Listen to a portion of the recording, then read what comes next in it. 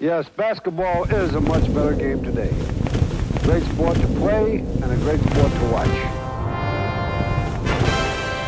Thanks for staying up later. This, my friends, is Red Auerbach. He is still the winningest coach in the history of the National Basketball Association. He coached the Celtics to 9 world championships, and as a front office man, he has been involved in 7 more for a total of 16 Celtic world titles. This is a new book by Red called MBA, Management by Auerbach.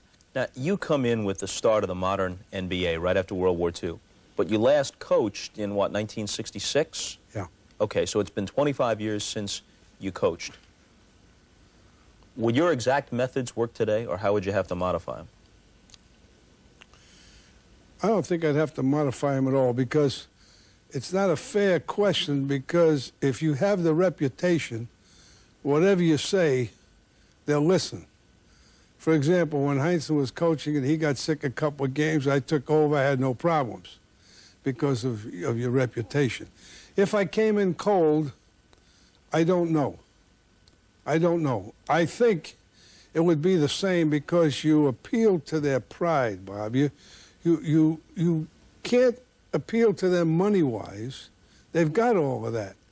So you got to be firm, you got to have discipline, but at the same time, when I coached, I always would listen to my players. Anybody got any suggestions? Anybody's man turning his head, you want to do something, I'd listen to them. Except one time, it's a funny story. Wilt Chamberlain says to me, why don't we change the number of our plays? We had 6 plays.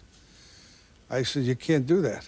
He says, well, why not? They all know our plays, our numbers. I said, but we have options off them. He says, well, can we try it? I says, you can't do it because you're too stupid.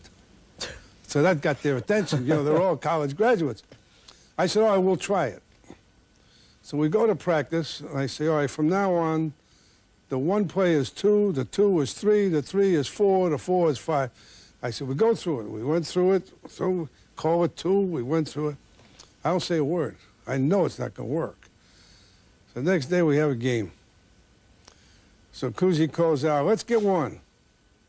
Half of the people ran a 1, half of the people ran a 2. So we're all screwed up. So I call it, I start laughing. In those days I could laugh, we had a good team.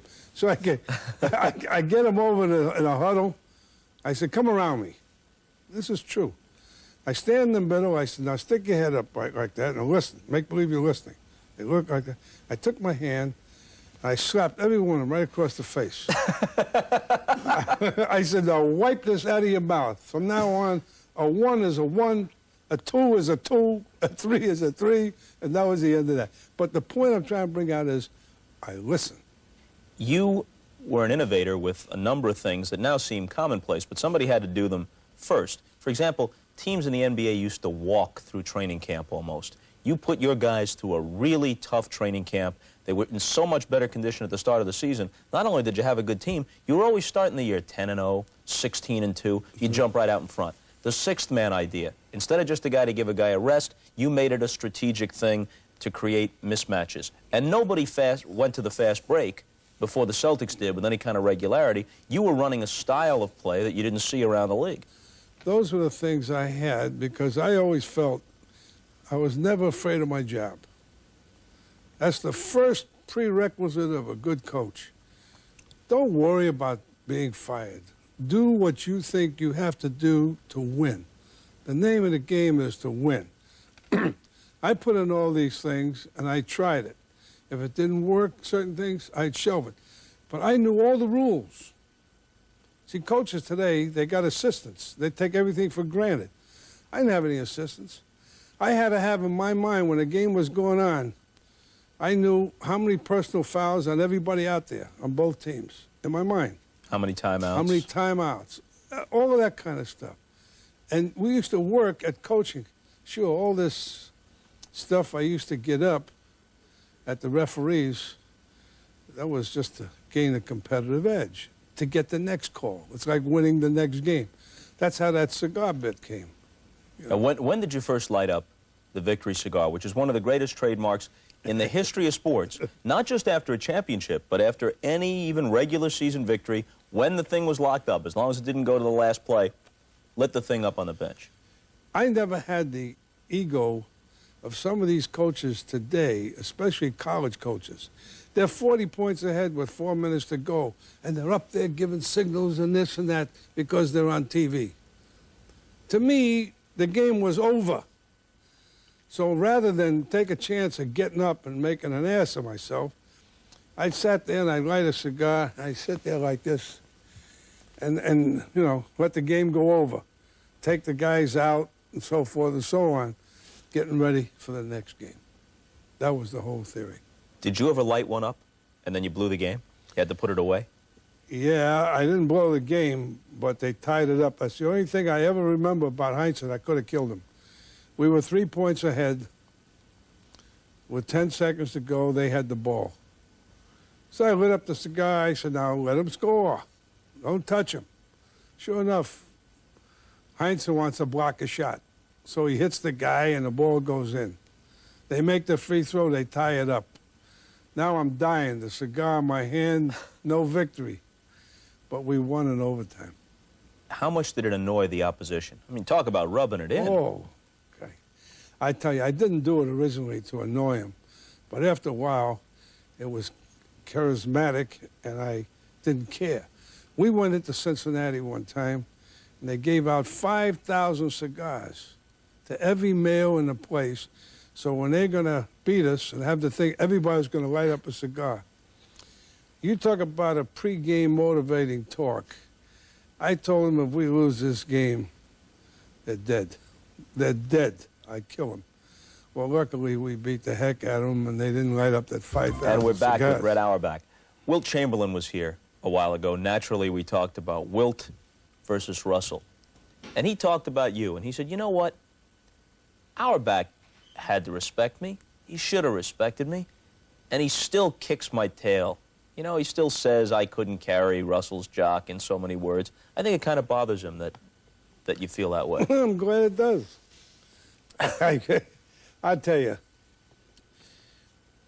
we were friends. He worked for us up in the mountains. He was friendly with Russell. They used to go to dinner and This everything at a basketball like that. camp you had up there, right? Yeah. Yeah.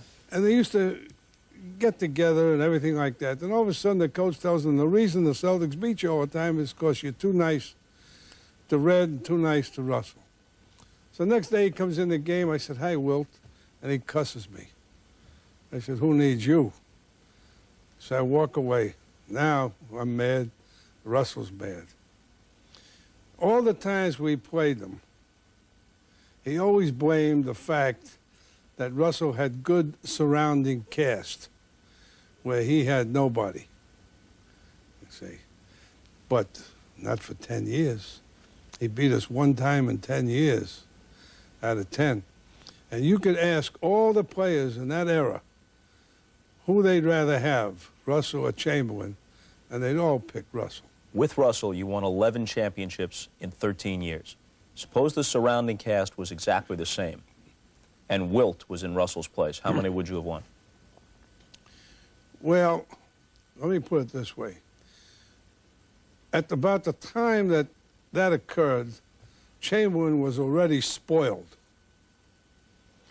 See, he lived in New York. He played in Philly. He used to meet the team. He practiced when he wanted. There were like two sets of standards. One day he felt like passing, next day he felt like shooting. He ran the thing as he wanted to run. He was not an integral part of a team concept. This doesn't take away from his ability, but it takes away from his ability to win. Where Russell, there was no two sets of standards. I mean, I'd ball him out just like I'd ball anybody out. Because he was a man, and then he knew all he wanted to do was win. When Russell blocked a shot, and he made it an art, we'd get the ball 90% of the time because he'd tip it underneath the ball. Up in the air, we'd get it. Where Chamberlain would electrify the crowd by slapping it out of bounds. Well, what good is that? We'd get the ball back. Here's the thing I think that sealed Wilt's reputation, and I told him this too. And I like Wilt. And a lot of people say Wilt's an easier guy to get along with than Russell, which is a separate issue. I like Wilt. But up until, let's say, 1967, you could make the argument that as great as Wilt was, and he was Goliath, he didn't have as good a team, generally speaking, around him as the Celtics. But after the Sixers won that one title in '67 with that awesome team, they definitely had a better team than the Celtics in '68, and they had a 3-1 lead in the playoffs, and the Celtics came back with a lesser team and beat them. The next year he's with the Lakers. They got a 3-2 lead, and the Celtics come back and beat them with Russell's last team and Emmett Bryant and Bailey Howell and Don Nelson. And then the next year he's with the Lakers again, and they're no worse than even with the Knicks, and the Knicks somehow beat them. And when those 3 losses came consecutively, that's when it was sealed. If he had won 2 of those 3, he could have changed the reputation, maybe. You got a point, but it all boils down. It's just like if you're in business, you got a bottom line. Did you win or did you lose? But he was so concerned about his individual stats. I've said it before, and I'll say it again. Whether it was a clutch game, a playoff game, or whatever. You know the game in L.A., that game when Van Bredikov wouldn't put him back in because he was lousy. Russell was eating him up. 7th game in '69. That's right. So now Wilt says it's because Van Bredikov didn't like him, and he wanted to prove he could win the championship without him, so he kept him on the bench at the end. The game was over. We were way, way ahead. They put in Mel Counts. Mel Counts put in 4 shots in a row, brought him back to contention, and then Wilt all of a sudden wanted to come back in to be the hero. And Van Bredikov decided to go with what got him there. Heck, we were like 12, 14 points ahead with 4 minutes to go or something like that. That's the time when Jack Kent Cooke had the balloons in the corners. Yeah, Jack Kent Cooke owned the Lakers then. 7th game, they're a big favorite on the Forum floor, and he's got balloons held at the ceiling with a netting, and he's going to release them when they win the World Championship. Not only that, he gave out mimeograph piece of paper to all the wives and everybody what the procedure was. After the win, they were to go here and this and that. At the signal, the guy released the balloons and all that. And I made a statement, what is Jack Kent Cooke going to do with those balloons? And this was the one, it was the greatest. I think you were so... What are they going to do with all those balloons up there? They'll eat them. Did you ever come close to having a fight with Wilt? I find that hard to believe. Oh, yeah. See, I used to aggravate him. That I don't find hard to believe. Well, what happened was, there was a rule in the NBA that only the coach could talk to the officials. And when the coach talks to him, the other coach has the opportunity to come over and listen. So I'd call a timeout and I said, come here, I'll talk to the referee. And the other coach would come, and he ignored his own coach. He'd come over. So I'd stay there. I said, who is he? I said, what's he doing here? He's nothing but a damn player. I said, get him out of here. And he'd go crazy, see? He'd go crazy. So finally, I get him out of there. Then one time he comes after me, and that's when Russell stepped in front of him. Says, you're going to go after Red, you got to come through me. But if he ever hit me, as long as he didn't kill me, I'd own his house, that big house. I'd own him because I happen to know from Whizzer White, the Supreme Court Justice, and Tom Clark, the Supreme Court Justice. We were at the Touchdown Club banquet, and they told me one thing. Verbal abuse is no cause for physical retaliation, which meant I could call Wilt anything in the world, and he can't put a hand on me. Magic looking to go down the middle. He's in low. No, and a pass to Perkins, score!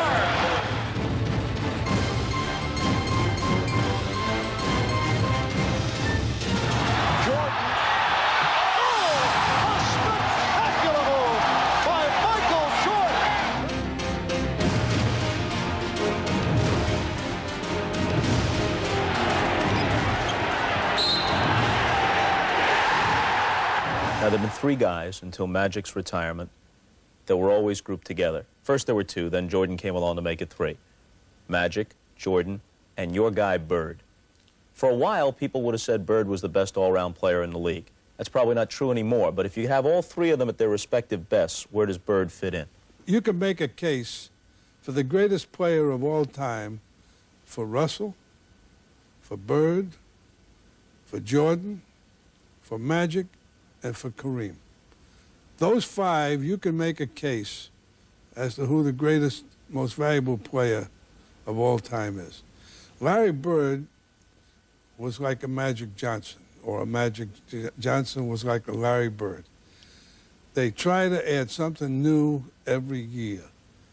They work harder than the rest of them. When practice is over, you could see Larry Bird out there every day, shooting for another 20 minutes, another half hour. If he didn't get enough running, he'd do some laps. He would just work hard. But above all, he was the most highly self-motivated athlete I ever was connected with. Larry Bird was. Forget the fact that he plays hurt. I saw him one day with a foot that if it was me, I'd be in bed. It was all shiny and infected. He had the doctor come in, cut it, put a bandage on, he went out and played. Unbelievable. He didn't have to play, but that's how those great ones are. In the history of the Celtics, there are many great moves made because seldom were you in position to have the top draft. So you make the trade to get Bill Russell. You select Larry Bird a year ahead while he was still in college because he was eligible, and he turns out to be one of the great players of all time. Swing a deal with Golden State and get not only Robert Parrish, but the draft rights that turned out to be Kevin McHale. That was a great deal. That's one of the great deals of all time, and it affects a team for a decade or more. And then you had maneuvered in position several years ago to take Len Bias. That's what I was just going to bring up. That has to be maybe the greatest disappointment of your career. I think it was, because you see, people don't realize. They say, oh, you lost Len Bias. He was a great player. We didn't lose Len Bias. We lost Len Bias for 10 years or 12 years. Imagine right now he'd be in his prime. He ODs on cocaine, as everybody knows. It was a big national story. And naturally the question came up, did you know, or was there anything to know? How thoroughly did you investigate his background? Because one thing the Celtics are famous for, even in the modern era, is finding guys with that old-time Celtic ethic. And shortly after he was drafted, with millions of bucks on the table and a chance to come to a great team, he killed himself, in effect. Well, let me tell you about Len Bias. He came up to my basketball camp. I live in Washington. I used to go down and watch Maryland practice quite a bit. I'd go to dinner with Len Bias, Lefty Driesell, who was coaching then at the time, and once with Len Bias' father. I knew him well. This was an all-American kid. This was a super kid. And no one could ever dream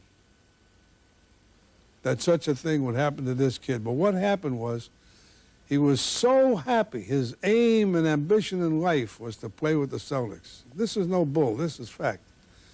He dreamed that he could play with the Celtics.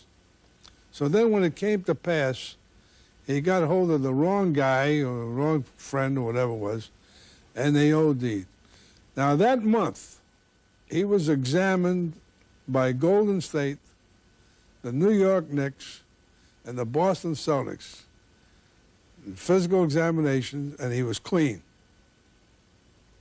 So who would ever dream that this thing would happen? You run a background check in addition to the drug test. When you're going to make a draft choice like that and that investment of that choice, you run some kind of check on a guy? Well, you can't. You do it up to a point, but what could you find out? Well, it depends. I mean, right now, right at that point, we didn't know whether we were going to get the second pick or the 8th pick. It was a lottery. So you go and make background checks on 10, 12 guys, it becomes quite a chore. But what more background check on a guy would you know than what you see and what you feel? I've been with the guy. I know the guy. It's like Larry Bird. We didn't check Larry Bird. We knew what kind of guy Larry Bird was. So the same intuition. Or Kevin McHale. It's the same thing. Same intuition that had served you well before. That's right. And you're convinced even now that it was a one-time thing. Absolutely, I am. Sometimes they disagree with me, and some people have written that he tried it a few times before. Who knows? I mean, I can't say that. But all I know is for at least a month before the draft, he was clean. This has been a successful show as Red is lighting up a cigar to cap it off This is MBA, Management by Auerbach, the foreword written by Lee Iacocca. It's published by Macmillan. Good to see you again. Thank you. I enjoyed it. See you along the way during the season. I hope so. All right, and we'll see you later.